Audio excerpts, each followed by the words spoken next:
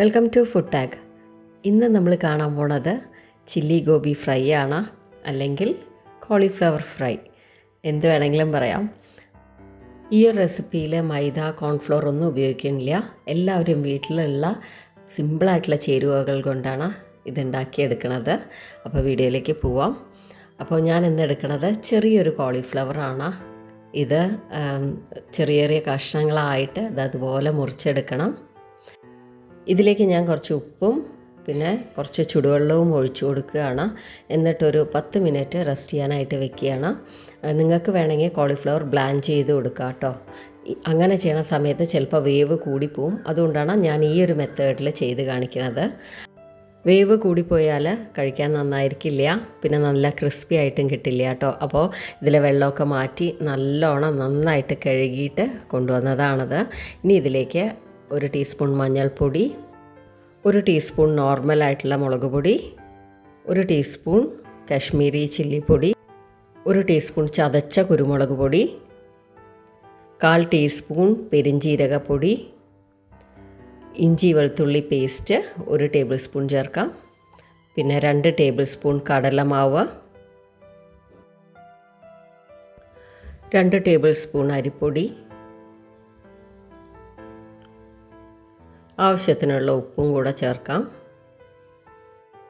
ഇനി ഇത് കൈകൊണ്ട് മസാലകളെല്ലാം കോളിഫ്ലവറിൽ നന്നായിട്ട് കോട്ടായി കിട്ടത്തക്ക രീതിയിൽ നന്നായിട്ടൊന്ന് മിക്സ് ചെയ്ത് കൊടുക്കണം. അപ്പോൾ ഞാനിവിടെ കുറച്ച് വെള്ളം ഒന്ന് തെളിച്ച് കൊടുക്കുക മാത്രമാണ് കേട്ടോ ചെയ്യണത്. ഒരുപാട് വെള്ളം ഒഴിക്കരുത്. ഇതിൽ കോളിഫ്ലവർ വേറെ മസാല വേറെ ആവരുത്, എല്ലാം കൂടെ കൂടി ഒന്നായിരിക്കണം. പിന്നെ നിങ്ങൾക്ക് ഇതിൽ പോരാൻ തോന്നുന്ന എന്തെങ്കിലും ഉണ്ടെങ്കിൽ ചേർക്കാം കേട്ടോ. ഇനി ഇത് 30 മിനിറ്റ് മാരിനേറ്റ് ചെയ്ത് വെക്കാം. നിങ്ങൾക്ക് വേണമെങ്കിൽ ഇത് ഫ്രിഡ്ജിലും വെക്കാം കേട്ടോ. അപ്പോൾ ഇതാ 30 മിനിറ്റ് കഴിഞ്ഞ് ഇതിലേക്ക് കുറച്ച് കറിവേപ്പില കൂടെ ഞാൻ മിക്സ് ചെയ്ത് കൊടുത്തിട്ടുണ്ട്. അപ്പോൾ എണ്ണ നന്നായിട്ട് ചൂടായി വന്നിട്ടുണ്ട്. നല്ല ചൂടായി വരുന്ന സമയത്ത് നമ്മൾ കോളിഫ്ലവർ ഇട്ട് കൊടുക്കണം. അത് കഴിഞ്ഞാൽ നല്ല സിമ്മിലേക്ക് കൊണ്ടുവരണം കേട്ടോ. ലോ ഫ്ലെയിമിലിട്ടിട്ട് ഫ്രൈ ചെയ്തെടുക്കണ സമയത്താണ് ഇതിൻ്റെ അകമൊക്കെ നന്നായിട്ട് വെന്ത് നന്നായിട്ട് മൊരിഞ്ഞ് കിട്ടുക. കോളിഫ്ലവർ എണ്ണയിലേക്ക് ഇട്ട ഉടനെ ഇളക്കിക്കൊണ്ടിരിക്കരുത്. കുറച്ച് സമയം കഴിഞ്ഞിട്ട് വേണം ഇതുപോലെ ഒന്ന് ഇളക്കി കൊടുക്കാനായിട്ട്. എല്ലാ വശവും ഒരുപോലെ മൊരിഞ്ഞ് കിട്ടാനായിട്ടാണ് നമ്മളിങ്ങനെ ഇളക്കി കൊടുക്കുന്നത്. ഒരു ബാച്ച് ഫ്രൈ ആയി കിട്ടാൻ 7-8 മിനിറ്റ് എടുക്കും കേട്ടോ. അപ്പോൾ നല്ലോണം ക്ഷമയോടെ ചെയ്യേണ്ട ഒരു കാര്യമാണ്. എന്നാൽ നമുക്ക് പെട്ടെന്ന് ചെയ്തെടുക്കുകയും ചെയ്യാം. ഏതൊരു ഡീപ്പ് ഫ്രൈ ചെയ്യണ കാര്യങ്ങളും എണ്ണയിലേക്ക് ഇടുന്ന സമയത്തും എടുക്കണ സമയത്തും കുറച്ച് ഫ്ലെയിം ഹൈയിൽ വെക്കുകയാണെങ്കിൽ എണ്ണ കുടിക്കില്ല കേട്ടോ. പൊതുവേ കോളിഫ്രൈ കുട്ടികൾക്കും വലിയവർക്കൊക്കെ ഒരുപോലെ ഇഷ്ടമുള്ള കാര്യമല്ലേ. അപ്പോൾ അത് വീട്ടിൽ തന്നെ നമ്മൾ മൈദയൊന്നും ചേർക്കാതെ ഇതുപോലെ ഉണ്ടാക്കിയെടുക്കുകയാണെങ്കിൽ ഇടയ്ക്കിടയ്ക്ക് ഉണ്ടാക്കാവുന്നതേ ഉള്ളൂ. അത്ര ബുദ്ധിമുട്ടൊന്നുമില്ലല്ലോ.